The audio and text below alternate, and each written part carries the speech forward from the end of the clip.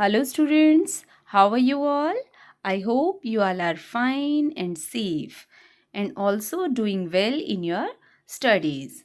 Today we are going to discuss class 8 lesson 10, the Gettysburg Address, question answers.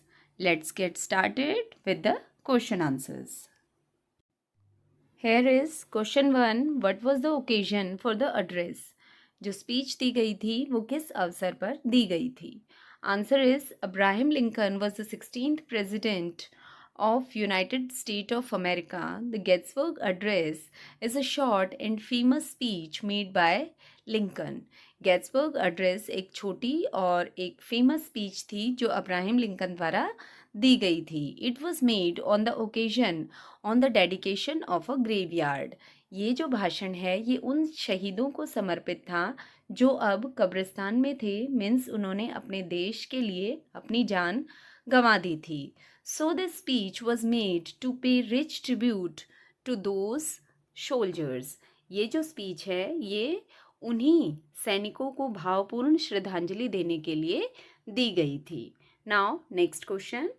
What is the special characteristics of the speakers nation. जो वक्ता है उसके nation की विशेषता क्या है?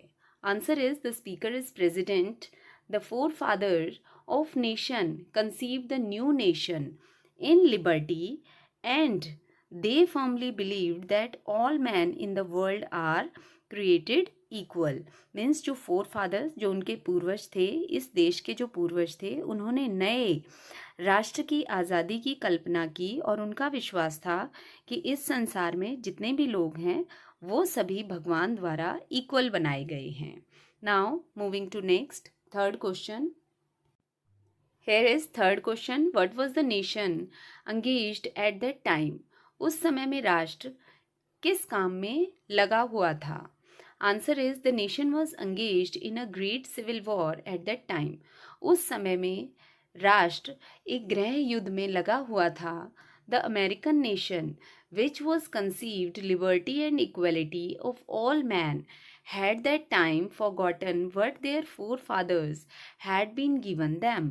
Means जो उस समय अमेरिकन नेशन था वॉज कंसीव्ड लिबर्टी, जिन्होंने आज़ादी और समानता को की जो कल्पना की थी, उस समय उन लोगों ने उसे भुला दिया था कि उनके फोर फादर्स, उनके पूर्वजों ने उनके लिए क्या किया है. Instead of being one nation, एक राष्ट्र बनने की बजाय they have been divided into fractions, वो सभी टुकड़ों में बट गए थे.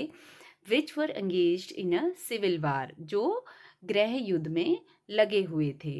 Now next fourth question. What would the world remember. संसार को क्या याद रखना चाहिए? The deeds made by the brave soldiers and person. बहादुर सैनिकों और लोगों द्वारा किए हुए काम को would always be remembered by the world. संसार को हमेशा ही याद रखना चाहिए. Now moving to last question. What did Lincoln expect the people to do. Lincoln ने क्या एक्सपेक्ट किया, क्या उम्मीद की, क्या आशा की कि लोगों को करना चाहिए? Answer is Lincoln expected, Lincoln ने अपेक्षा की टू कंप्लीट, पूरा करने की, the unfinished task left by the soldiers, जो सैनिकों ने काम अधूरा छोड़ दिया था उस काम को पूरा करने की लिंकन ने अपेक्षा की. It was the duty of soldiers to keep the high ideals of the honored dead before their eyes. सैनिकों का कर्तव्य था कि वे शहीदों के उच्च आदर्शों को अपनी आंखों के सामने रखें. They should prove that the dead had not died in vain. उन्हें सिद्ध करना चाहिए कि मरे हुए मीन्स जो सैनिक मर चुके थे उनका मरना व्यर्थ नहीं था.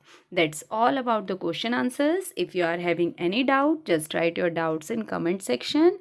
And if you got the question answers clearly, then just click like button.